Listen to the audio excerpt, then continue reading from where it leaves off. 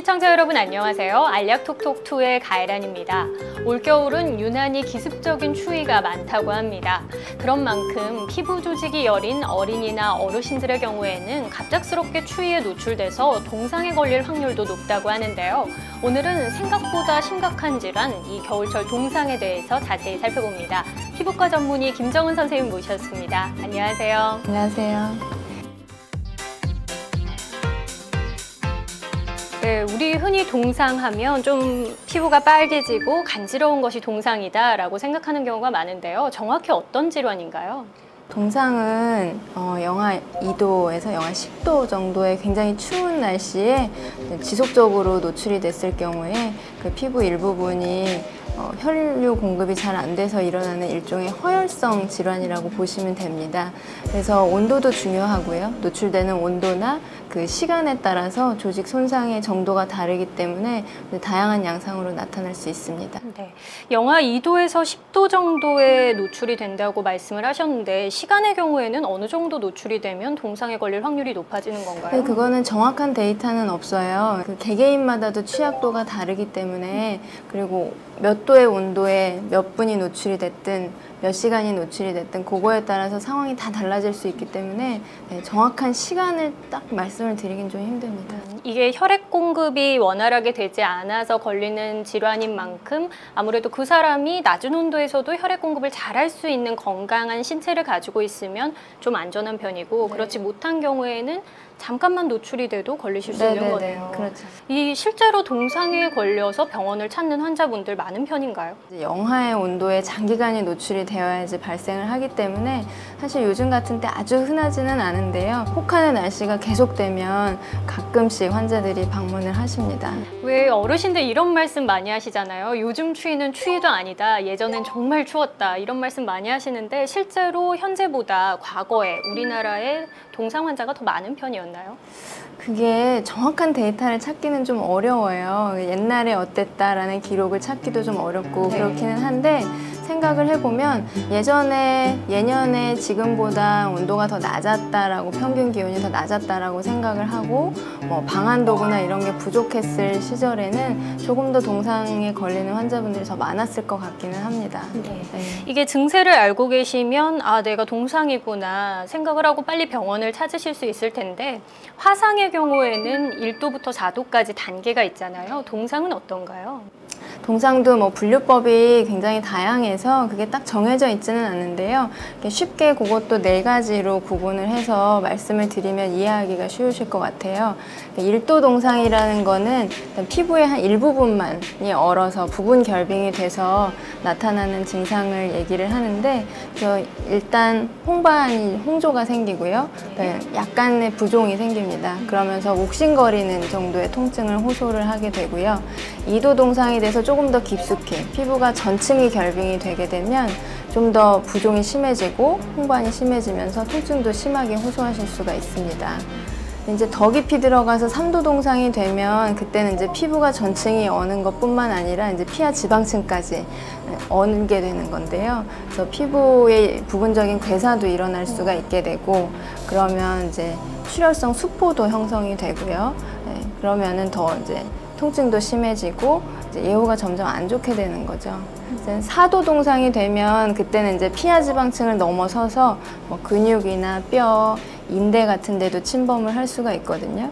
그렇게 되면은 그때는 이제 출혈성 수포뿐만 아니라 혈류 공급이 제대로 안 되기 때문에 나중에는 이제 괴사가 될 수가 있어요. 그래서 피부 색깔이 막 얼룩덜룩해지면서 결과적으로는 피부가 굉장히 건조하고 딱딱하고 이렇게 까맣게 그래서 나무 토막처럼 딱딱하게 그렇게 변하는 현상을 볼 수가 있습니다. 실제로 4도 정도가 되면 통증도 꽤 심하겠네요.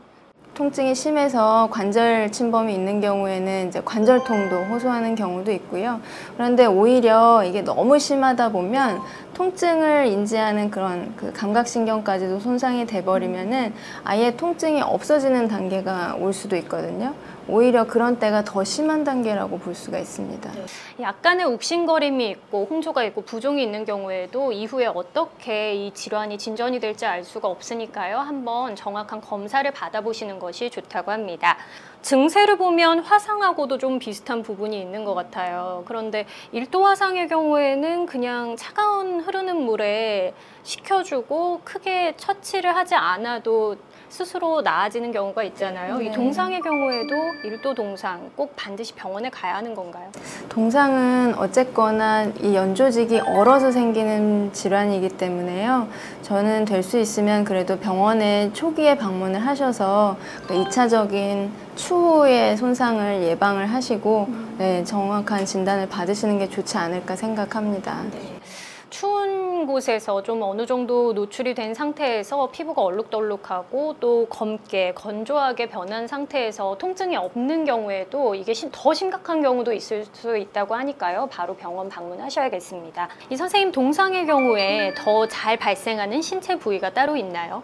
주로 이제 흔히 알고 계시는 것처럼 뭐 귀나 코, 볼 이런 데, 그리고 사지 말단 부위, 손가락, 발가락 같은 데가 취약한 부분입니다. 네, 요즘에는 예전과 달리 이 방한복도 잘 만들어졌고 추위에 강한 기능성 제품도 많은데요. 그런데도 동상 환자가 늘어나는 이유는 뭔가요? 사실 예전에 비해서는 동상 환자들이 크게 뭐 눈에 띄지는 않는데, 특히 요즘은 이제 레저 스포츠들이 발달을 많이 하잖아요. 그래서 이제 겨울에 스키나 뭐 낚시, 등산 이런 거 즐기시는 인구들이 점차 늘어나고 있어서 그런 이유 때문에 동상에 걸리는 환자들도 꽤 있습니다. 겨울철에도 야외 활동을 요즘 많이 즐기시다 보니까 네. 동상 환자가 그만큼 늘어나는 건데요. 네. 이 야외 활동을 즐길 때 동상에 걸리지 않게끔 조심해야 하는 위험분들이 따로 있을까요? 혈류 공급이 잘 안 될 수 있는 그런 취약성들을 갖고 있는 분들이 그거 해당이 될 것 같은데요. 기저질환으로 뭐 당뇨가 있으시다거나 아니면 뭐 허혈성 심질환이 있으시다거나 뭐 뇌졸중이 있으시다거나 그렇게 이제 혈관에 장애가 있으신 분들이 그럴 수 있고, 노인이나 어린이처럼 건강한 성인에 비해서 혈관 자체가 이제 추위에 취약한 구조를 갖고 있는 분들이 그러실 수가 있고, 또 뭐 만성적으로 알코올 섭취 지속적으로 하시는 분들이나 흡연 오랫동안 하셨던 분들은 혈관 기능에 장애가 있을 수도 있기 때문에 동상에 걸릴 가능성이 더 높습니다. 네, 겨울방학을 맞아서 아이들과 함께 여행 가시거나 이 겨울철 놀이, 야외 활동 즐기시는 경우 많을 텐데요. 이럴 때 특별히 준비해야 할 것이 따로 있을까요? 어린이는 굉장히 취약한 층이거든요. 그래서 더 이제 방한 도구에 신경을 써주셔야 되고, 두꺼운 양말이나 장갑 꼭 챙기시고, 만약에 이제 뭐 땀이 나거나 운동을 해서 땀이 나거나 예를 들어 젖거나 하면 동상의 위험성이 더 높아질 수 있거든요. 그래서 혹시 모르지만 이제 여분의 장갑이나 양말 준비해 주시면 좋을 것 같고요. 또 급할 때는 이렇게 따뜻한 물을 마시는 것도 도움이 됩니다. 혈액순환에도 도움이 되고요. 그래서 보온병에 따뜻한 물 챙기시는 것도 좋을 것 같습니다. 이 동상의 경우에도 무엇보다도 초기 대응이 참 중요할 텐데요. 어떻게 해주면 손상을 덜 악화시킬 수 있을까요? 네, 일단 뭐 무엇보다 제일 처음에 하셔야 될 일은 그런 추운 환경에서부터 따뜻한 환경으로 환자분을 이동시키는 것. 그게 제일 중요한 일이고요. 두 번째는 이제 동상에 노출된 그 부위를 양말을 벗긴다든지 장갑을 벗긴다든지 해서 일단 노출을 시키시고, 따뜻한 물 속에 이렇게 담그는 방법으로 어떤 재가온법을 하는 방법이 있어요. 그거 방법을 추천을 드리고요. 만약에 물집이 생겼다 하면 그 부위는 터트리거나 이제 건드리지 마시고 그대로 두시는 게 좋습니다. 세균 감염의 위험이 또 있을 수가 있기 때문에. 그리고 이제 다른 분들이 혹시나 이제 마사지를 해주면 도움이 될까 해서 그 부위를 막 문지르시는 경우가 있는데, 그러면 오히려 조직 손상이 심해질 수가 있기 때문에 그거는 금지하시는 게 좋습니다. 마사지를 하신다고 할 때는 그 동상에 걸린 그 부위를 마사지를 하실 게 아니고요. 이 근위부, 손이라고 하면 팔, 발이라고 하면 다리 쪽을 마사지를 부드럽게 해주시는 거는 혈액순환에 도움이 되기 때문에 그런 식으로 치료를 해주시는 게 좋겠습니다. 일단 동상에 걸리고 그러면 아프거나 뭐 가렵거나 이런 증상이 초기에 나타나기 때문에 뭐 손 같은 데 이렇게 비비신다든지 눈으로 뭐 문지르신다든지 이런 응급처치를 나름 하시는 분들이 계세요. 그런데 오히려 그렇게 얼어있는 연조직을 직접적으로 마찰 자극을 주는 거는 오히려 악화시킬 수가 있습니다. 그럼 여기서 잠시 겨울철 동상에 대한 속설을 OX로 살펴봅니다. 질문을 들으시고 맞으면 동그라미, 틀렸을 경우에는 가위표를 들어주시면 네네. 됩니다. 첫 번째 질문입니다. 꽉 끼는 신발을 신었을 때 동상에 더 잘 걸린다. 네, 정답은 동그라미입니다. 네, 왜 그런 건가요? 네, 아까도 말씀드렸는데요. 혈류 공급이 제일 중요하다고 생각하시면 이해가 빨라요. 그래서 꽉 끼는 장갑이나 꽉 끼는 신발 이런 거를 이제 추위에 굉장히 계속 노출이 됐을 때는 혈류 공급에 장애가 있을 수 있기 때문에 동상에 더 걸릴 수 있는 위험성이 높아집니다. 그러면 장갑이나 신발뿐만이 아니라 우리가 요즘 많이 입는 스키니진이라고 하죠. 그렇죠. 꽉 끼는 옷들도 네. 실제로 동상에 걸릴 확률을 높이는 거겠네요. 그럼요. 예, 심지어 뭐 꽉 끼는 반지나 시계 같은 것도 영향을 끼칠 수가 있다고 되어 있습니다. 그런 만큼 혹시라도 너무 추운 곳에 노출이 돼 있고 붓기가 오르기 시작한다고 네. 느껴지시면 빨리 액세서리도 빼주시는 게 좋겠네요. 그렇죠. 네. 자, 두 번째 질문입니다. 수족냉증을 앓는 분들의 경우 동상의 위험이 더 크다. 어떤가요? 굉장히 흔히 쓰는 말이긴 한데요. 수족냉증이라는 게 사실 의학 용어로 정확하게 정립이 되어 있는 용어는 아니라서 네, 동창이나 동상하고 직접적인 관련성을 얘기를 드리기는 조금 어렵고요. 다만 이제 손발이 차다라고 생각하시는 분들이 그 기저의 그 원인이 어떤 혈관이 다른 사람들보다 취약하다든지 아니면 뭐 만성적으로 혈관 질환을 앓고 계신다든지 해서 그런 증상이 있으시다면 그렇다고 한다면 동상의 위험성이 더 높아진다고도 볼 수는 있습니다. 네, 세 번째 질문입니다. 동상에 걸렸을 때 뜨거운 난로나 핫팩을 가까이 대고 언 부위를 녹이는 것이 좋다. O인가요? X인가요?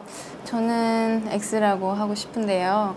일단 동상의 치료 중에서 제일 중요한 거는 이제 혈관을 이완을 시켜주고 그래서 혈액순환이 잘 되게 해주는 것이 중요합니다. 그리고 아까도 말씀드렸던 이제 급속 재가온법을 하시는 것이 좋은데 그렇다고 해서 이제 난로나 핫팩 같이 건조한 열을 직접적으로 가해 주시는 거는 오히려 손상을 가속화할 수가 있어서 그건 별로 추천드리지는 않습니다.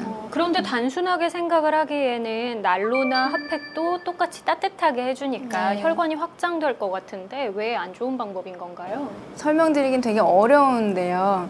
이게 녹고 얼고 하는 과정이 반복이 돼야 되는데 그 온도도 굉장히 중요해요. 그래서 그 온도가 뭐 50도 이상이 넘어간다. 그러면 오히려 그게 조직에 손상을 가할 수 있는 거기 때문에 난로나 핫팩은 그게 온도 조절이 잘 되지도 않을 뿐더러 굉장히 건조한 열이 직접적으로 닿기 때문에 별로 도움이 안 된다고 알려져 있습니다. 네, 이번에는 동상과 헷갈리는 겨울철 질환 동창에 대해서 살펴봅니다. 동창은 어떤 질환인가요? 흔히들 동상하고 동창을 좀 헷갈려 하시는 분들도 많고요. 같은 질환이라고 생각하시는 분들도 많습니다. 동창의 이제 가장 큰 차이점은 이제 영상의 온도, 약 한 5도씨 되는 온도에서도 이렇게 습한 환경에 노출이 됐을 경우에 국소적으로 비정상적인 이제 염증 반응이 생긴다고 생각하시면 되겠습니다. 동창이 동상으로 발전될 수도 있는 건가요? 아, 네. 근데 꼭 그렇게 얘기를 드릴 수는 없는 게요. 동상은 영하의 온도에 지속적으로 노출이 돼서 혈류 공급이 안 되고 조직이 얼어버리는 상태를 얘기를 하는 거고, 동창은 이제 영상의 온도에서 국소적인 염증 반응이라고 보기 때문에 심한 단계로 치자면 동창이 동상보다 덜하다라는 거는 맞지만 그렇다고 해서 동창이 심해지면 동상이 되느냐, 그거는 조금 다른 얘기입니다. 네.